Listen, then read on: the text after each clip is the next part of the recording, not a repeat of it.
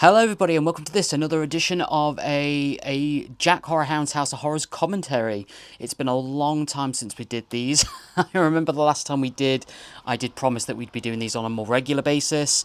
A lot's happened since then, but we've come back. Basically, we've had to step away from YouTube for various different reasons, and now we're back. We're back, baby, with renewed episodes of Jack Horrorhound's House of Horrors and renewed episodes of the audio commentary. So, just bowling on through, we're going to look at a very specific episode of Tales from the Darkside this week, and then obviously we're going to start working through the rest of season 1. But because it's special, it's the 27th of October, 2025, just as a bit of a timestamp, and we were a few days away from Halloween. I'm obviously a massive Halloween fan, and so I thought, hey, why not do a Halloween-themed episode of Tales from the Darkside?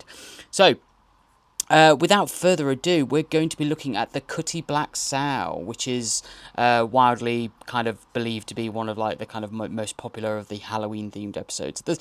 I think there's at least 4 episodes that are Halloween-themed of Tales from the Darkside. I mean, you could argue that every episode is, but regardless. So, just as a quick rundown, the Cutty Black Sow was directed by Richard Glass. Writers were Michael McDowell and Thomas Montelstone. I think I'm saying that right. Or Monostone. Starring Huckleberry Fox, Paula Truman, and Mary Griffin. And this was first aired, well, as most of the first few seasons were within the 1980s. I think this was actually 1988 when it was first aired. So we're on the black screen for this episode, and I think it's season 4, episode 14, just as a reference. So if you want to join along with us, we're on the black screen of the episode, and as soon as I press play on the DVD, we're going to be going into the awesome and creepy Tales from the Darkside theme tune. So without further ado, after 3, 2, 1, and play. Here we go. Now this is season 4, and I only really remember the first 3 seasons. Personally, from watching it on television and having it on VHS and stuff. Like, it was way back when you had to get like 2 or 3 VHSs for one season of a show. I remember having the similar for the South Park. This is way back when, because I'm very old. And so I just didn't end up getting all of the series, watching all the series. I've probably seen other series after 3, just here or there, bits and pieces. I do have a vague memory of this one, but I am using IMDb, etc., just to kind of get you guys some information. We're just running through the awesome intro sequence from Tales from the Darkside. It really sets the show up, really gets your blood pumping. I'm super excited. Here we go, the door is opening on the tale. So yeah, I think it starts with a sort of deathbed sequence. I think it's an old, is it a grandma? Trying to impart wisdom. And the Cutty Black Sow is some sort of entity, creature. So I think this is a creature feature episode, which are always my personal favourites. But again, I'm going from very, very vague memory. I've probably not seen this episode in 15 years, something like that. So directed by Richard Glass, it's just come on the screen.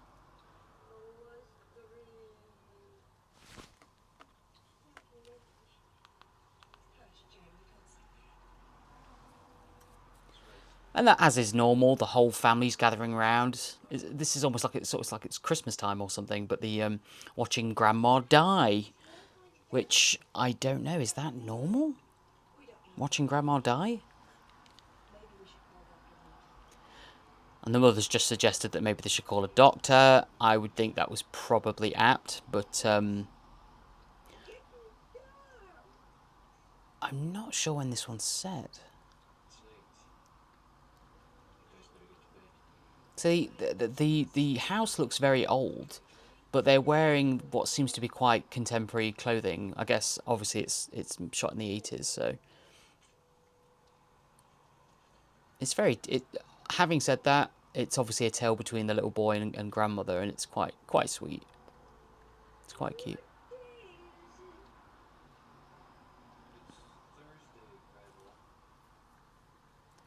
grandma looks old as well. And this isn't any kind of prosthetics. She's just old. Which, you know, fair enough. It's October as well. Halloween Eve. This is obviously where the theme of Halloween comes in. All Hallows Eve. The grandma seems very distressed about that fact.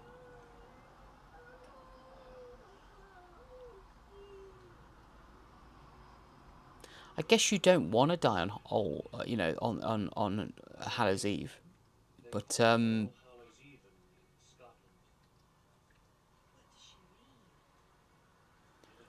guess she just doesn't want to die. That's fair. Having said that, if I was gonna choose a day to die, it might be Halloween. Yeah, I think I'm gonna have a day. I'm doing Halloween. Absolutely. And they're just waiting it out.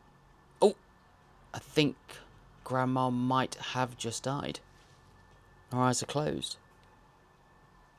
See, I thought there was more of like a prophecy, like a warning thing. But maybe I'm wrong. But it's something to do with the young boy.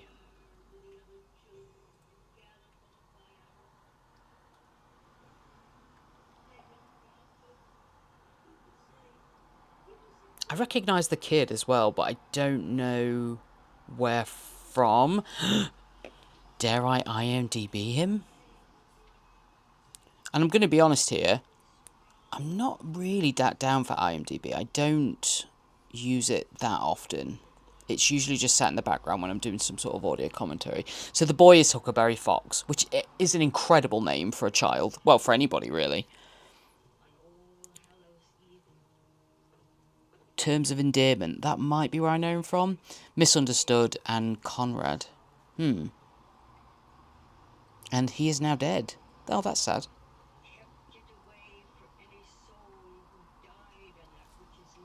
Oh, here's the prophecy.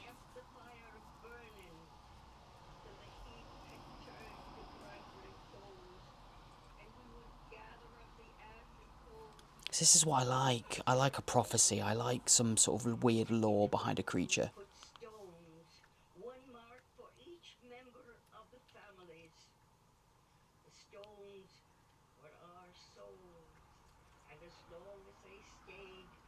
In the circle of the fire, old Cutty Black Sow would not harm us.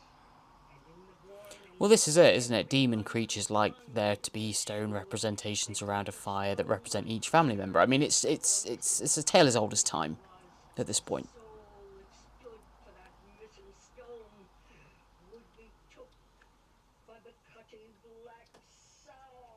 Oh my god.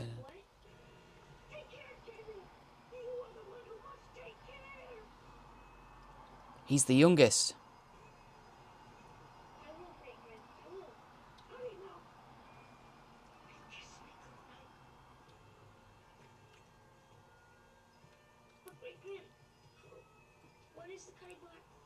So this is, I guess, based on a Scottish mythology? I've never heard of it. And I'm definitely not about to research it on a Google search. So let's just have a look.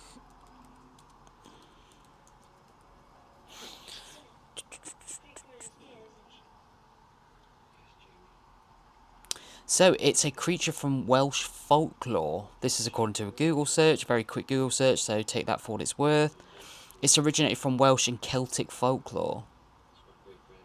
It's described as a demonic pig that stands upright and has glowing red eyes. The demon is said to come out at Halloween to claim the souls of those who have died. Now that's cool. So, current. Okay. Thanks for that, John. So we're back at the episode now. Nan has just died.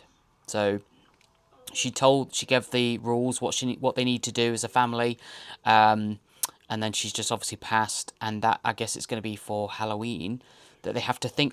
She said they have to put stones that represent each member of the family round the fire and keep the fire going. I think that's what she said. Obviously, it being an audio commentary, I'm kind of listening and talking and all that good stuff, which I don't mind. Oh, the kid's crying. That's adorable. That's very sad. I love how kind of just the dad was just so relaxed about it. It's like, oh, we all die, and that's kind of life, son. And then he's just walked off and left the kid alone with the corpse. It's like, well, yes, that whilst that's true, she's not a dog or a cat. She's grandma.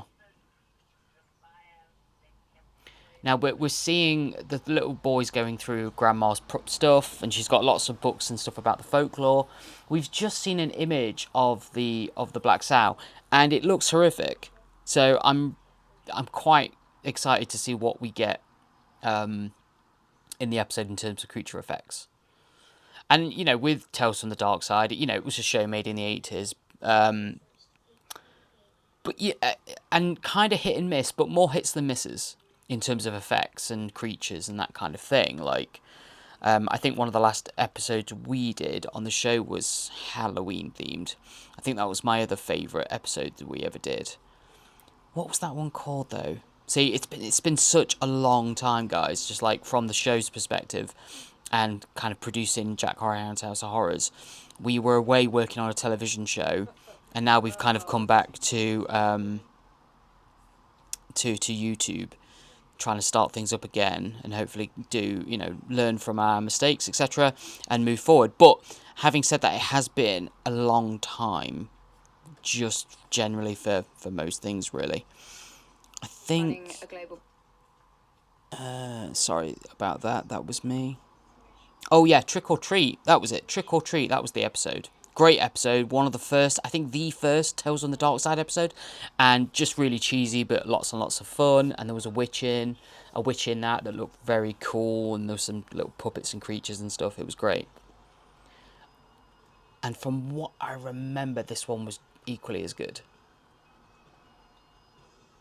Lots of bagpipes playing, I guess, to represent. Got to represent Scotland there somewhere.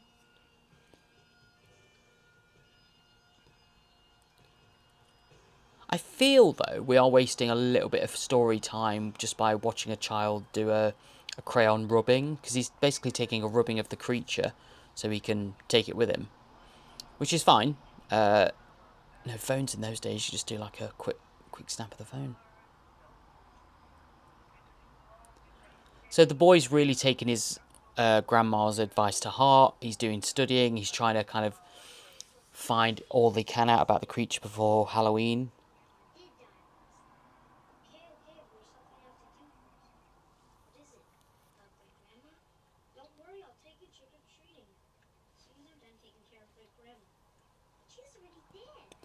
Weirdly, I feel like the story of the child is almost written like he's a teenager, because he's doing research and he's reading through papers and stuff at a desk, and he's just said I think to his younger sister, like, "Don't worry, I'll take you trick or treating later." It's like he's 18, and I think in the film the actor's probably about 9, so it's a bit weird.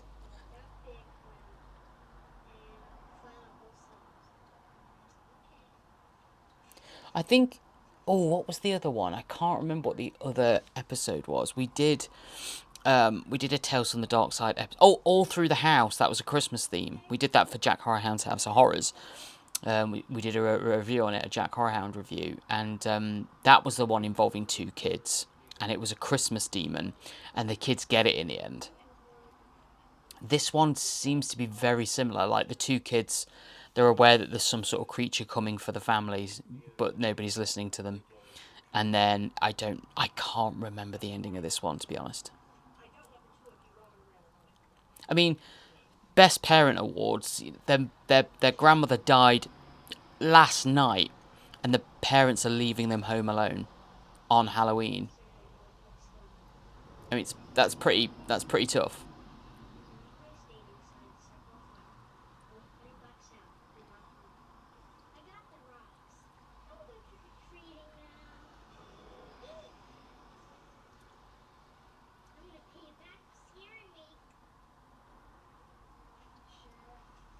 So they're gonna go trick or treating, and they're gonna go trick or treating, I guess, on their own. These kids are young. Now, I'm not an expert. I struggle to judge age, I guess. These kids are about 8, maybe 10, and they're in the house on their own. Their nan died the night before in this same house. They are trying to put the rocks down by the fireplace, and it looks like they have to write their initials on the rocks. So we're doing good. They're sticking to the law. They're sticking to the rules. Nothing could go wrong.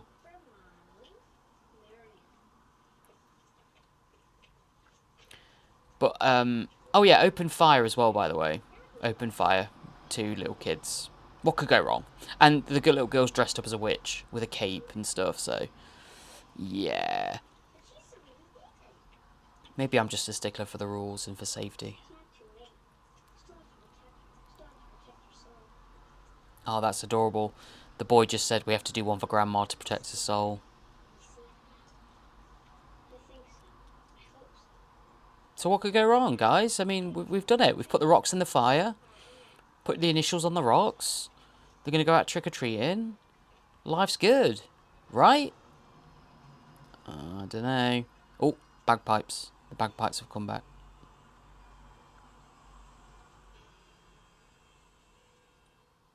So, has the grandma been doing this every time? Every year?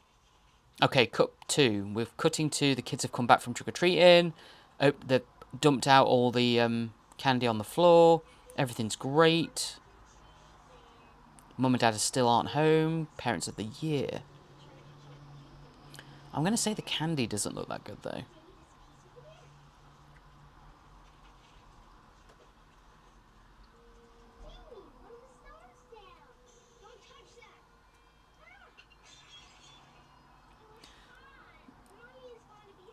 So, okay, one of the stones has fallen out of the fire. How that happened, I've no idea. But they still put the stones in the fire, and they've been gone for a while, I presume. So, what does the demon want? Come on. So, also, like, oh, I'm overthinking it. I was just going to say, do they have to do this every year? And does everybody have to do this every year who has a Scottish heritage? Or Celtic heritage?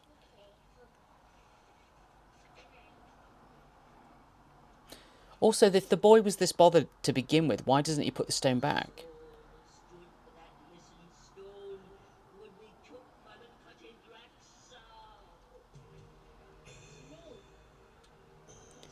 So the stone that fell out is his stone. It's the boy's stone.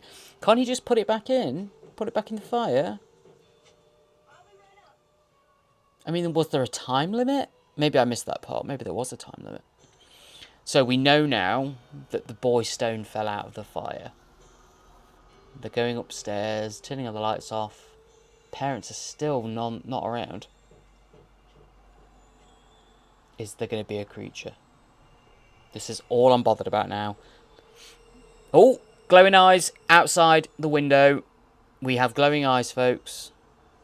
It's official. There's a creature.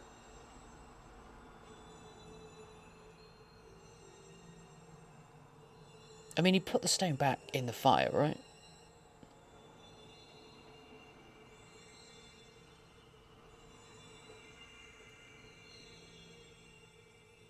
You've got a bit of a POV here, camera POV. Nicely done. Good work. I like the eyes because they seem kind of cute at the minute. Obviously, it's not going to be cute.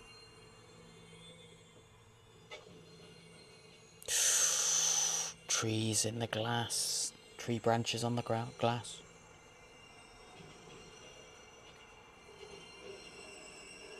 They're the eyes. Oh my god. They've disappeared.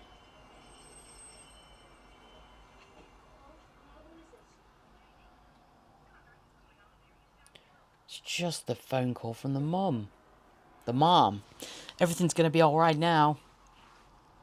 That was indeed my best American accent, and I apologise for any American listeners.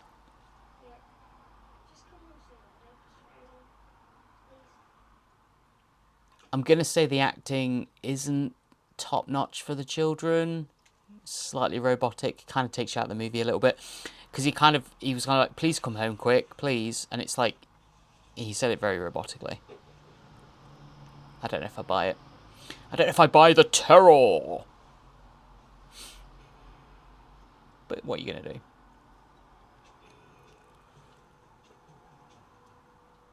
So he's going back up the stairs. Maybe his sister's the creature. That'd be cool. Maybe the plant pot's the creature.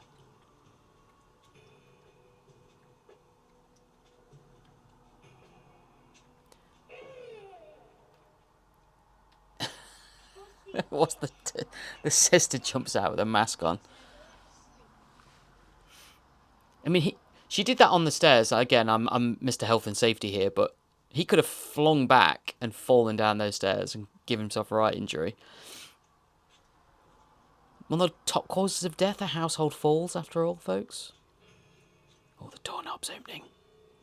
The doorknob's turning. The door's opening. Is the monster just going to be stood there?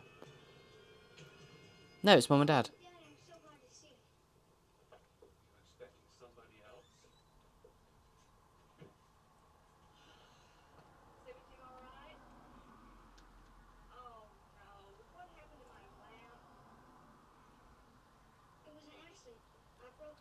Maybe the dad is the demon.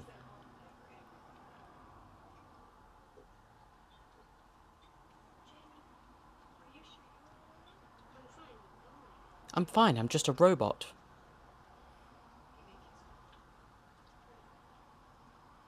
Everything's going to be okay now. Mum and Dad are home. The dad had a weird look on his face, though. I don't trust the dad.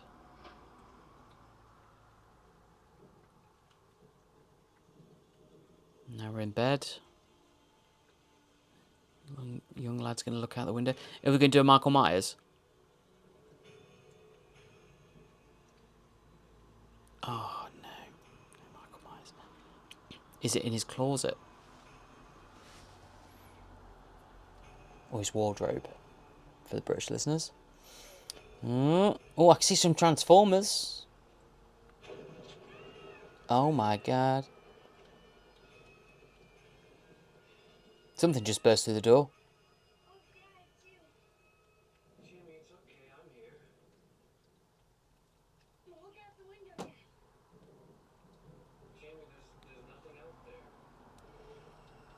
To be fair, there is. You just need to look out the window, Dad. I don't know why Dad's not looking out the window. Dad's being weird.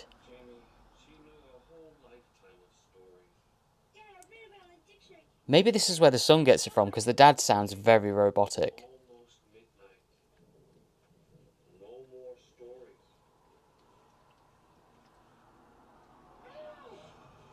It is the dad.